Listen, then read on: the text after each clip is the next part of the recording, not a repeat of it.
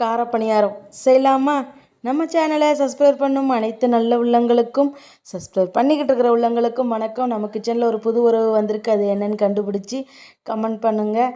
அப்புறம் தோசை மாவு தான், தோசை சுடலாம்னு நினச்சேன், இல்லை இட்லி வைக்கலாம்னு நினச்சேன்.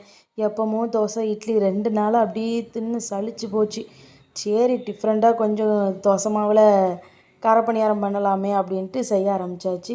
அதுக்கு என்னென்னு பார்த்தீங்கன்னா, ஒரு கடையில் நம்ம எப்போவும் ஊற்றுற தேங்காய் எண்ணெய், கடுகு, கருவேப்பிலை இல்லை, அதனால தான் மல்லிச்செடி போட்டு தாளிசம் பண்ணினேன். ஏன்னா கடையில் வாங்கின கருவேப்பிலை எல்லாமே சரியாக போச்சு. இப்போ கடையும் கிடையாது பக்கத்தில், அதனால் சரி இருக்கிறத வச்சு செய்வோம் அப்படின்ட்டு செய்ய ஆரம்பித்தாச்சு. வெங்காயம் உப்புலாம் போட்டு நல்லா வதக்கி விட்டாச்சு. அப்புறம் காய் கொஞ்சம் கடந்துச்சு, கேரட்டு, அதை சீவி அதையும் ஆட் பண்ணிக்கலாம் அப்படின்ட்டு கேரட்டையும் ஆட் பண்ணியாச்சு. உரப்புக்கு மிளகா போடலை, ஏன்னா மிளகா போட்டால் பிள்ளைகள் திங்காதுன்னு போடலை. அதனால் ஒரு துண்டு இஞ்சியும் பெப்பரும் போட்டு தான் இன்றைக்கி செஞ்சுருக்கேன். பெப்பர் போட்டு செஞ்சால் உரப்பே தெரியலைங்க, பச்சை குழந்தை கூட சாப்பிட்டுக்கிடும், அவ்வளோ டேஸ்ட்டாகவும் இருந்துச்சு. நான் சாப்பிட்டு பார்த்துட்டு தான் உங்ககிட்ட சொல்கிறேன் செஞ்சு. நல்லா டேஸ்ட்டாக இருந்துச்சு, ஏன்னா உரப்பே தெரியல. பச்சை மிளகா போட்டால் பிள்ளைகள் கடிக்கச்சில் வாயில் வந்துடும், அப்புறம் சாப்பிடாம அதை வெறுத்துருங்க அப்படின்ட்டு என் சின்ன பையன் சுத்தமாகவே உரப்பு தொடமாட்டான். அதனால் பெப்பர் போட்டு செஞ்சேன், செம்மையாக இருந்துச்சு. நீங்களும் ஒரு வாட்டி ட்ரை பண்ணுங்கள். அப்படியே நல்லா வதக்கி விட்டாச்சு. வதக்கி விட்டு அரைச்சி வச்ச மாவில் அப்படியே அதையும் ஆட் பண்ணியாச்சு. கொஞ்சோண்டு மல்லி இலையும் போட்டு தூவி இறக்கியாச்சு. போட்டு நல்லா கிளுன்னு கலக்கியாச்சு நல்லா சூடாக. அப்புறம் அதே கடாயில் சட்னி தாளிச்சிடலாம் அப்படின்ட்டு சட்னிக்கு ரெடி பண்ணிகிட்டு இருந்தேன்.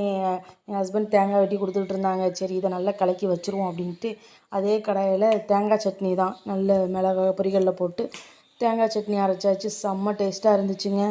கண்டிப்பாக ட்ரை பண்ணுங்கள். மறுபடியும் மல்லி இலை போட்டு தாளிசம் போடுறோன்னு நினைக்கிறேன். கருவேப்பிலை இல்லை, அதனால தான் தாளிசம் போட்டேன். நல்லா வதக்கிட்டு அதுக்கப்புறம் சட்னியும் தாளிச்சாச்சு. சரி, குழி பணியாரம் போடுவோன்னு இப்போ இந்த சட்டி வந்து மேலே கிடந்துச்சு, அதனால் சரி எடுத்து பார்ப்போம் வருதான்ட்டு ட்ரை பண்ணேன். கொஞ்சம் கஷ்டமாக தான் இருந்துச்சு பணியாரம் சுடுறதுக்கு.